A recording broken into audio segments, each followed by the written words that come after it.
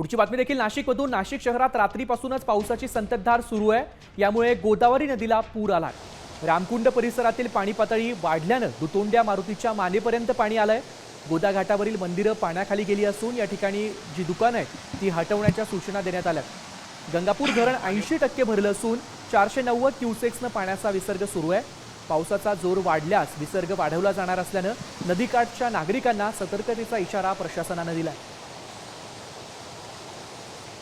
दरम्यान या संदर्भात अधिक माहिती देण्यासाठी थेट जाऊयात नाशिकमध्ये। आपले प्रतिनिधी अभिजित सोनवणे आपल्या सोबत आहेत।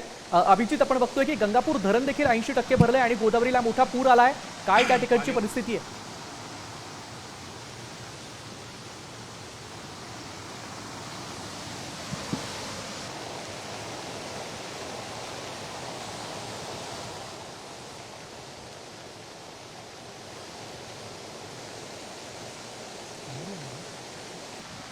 आपण बघतोय की नाशिकमध्ये मोठ्या प्रमाणावर पूर परिस्थिती निर्माण झाली आहे। रामकुंड परिसरातली ही सगळी दृश्य आहे।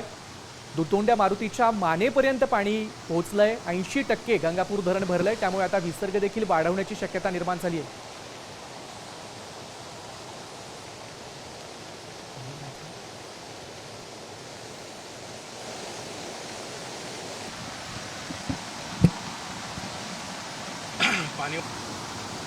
नाशिकच्या रामकुंड परिसरातली ही या ठिकाणची सगळी दृश्य आहे। नाशिकमध्ये काल रात्रीपासून संततधार पाऊस सुरू आहे।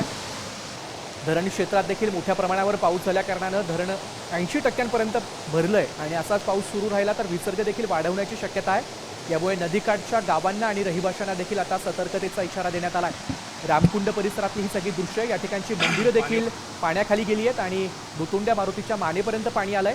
या संदर्भात अधिक माहिती घेण्यासाठी आपण थेट जाऊयात नाशिकमध्ये। नाशिकमधून आपले प्रतिनिधी अभिजित सोनवणे आपल्यासोबत जोडले गेले आहेत। अभिजित, आपण बघतोय की पूर परिस्थिती मोठ्या प्रमाणावर वाढली आहे। काय इशारा दिलाय प्रशासनानं? काय त्या ठिकाणची परिस्थिती आहे?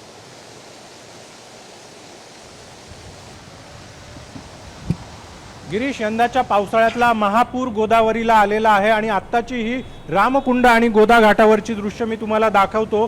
दुतोंड्या मारुती की ज्या दुतोंड्या मारुतीच्या कुठपर्यंत पुराचं पाणी आलं यावरून गोदावरीच्या पुराचं मोजमाप केलं जातं। त्या दुतोंड्या मारुतीच्या अगदी मानेपर्यंत आता गोदावरीच्या पुराचं पाणी पोहोचलेलं आहे। हा संपूर्ण खालचा रामकुंड आणि गोदा घाटाचा परिसर गोदावरीच्या पूर्णपणे पाण्याखाली गेलेला आपल्याला बघायला मिळेल। गंगापूर धरणातून 12,600 क्युसेक वेगानं गोदावरी नदी पात्रामध्ये पाण्याचा विसर्ग केला जातोय।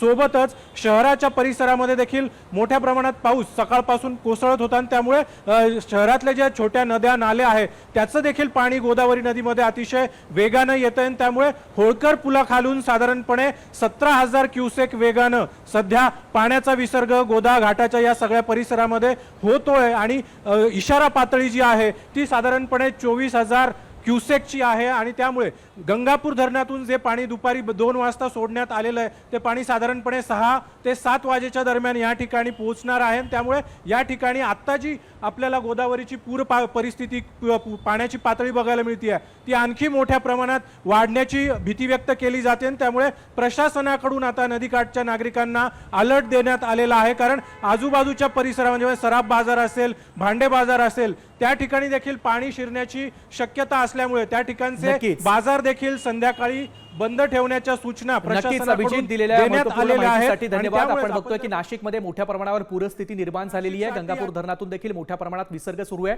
त्यामुळे नदीकाठच्या गावांना आता प्रशासनाने सतर्कतेचा इशारा दिला आहे।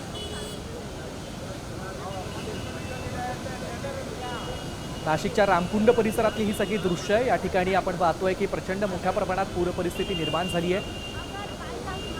पाण्याचा विसर्ग देखील मोठ्या प्रमाणात वाढलाय। नाशिकमध्ये गेल्या 2 दिवसांपासून पाऊस पडतोय।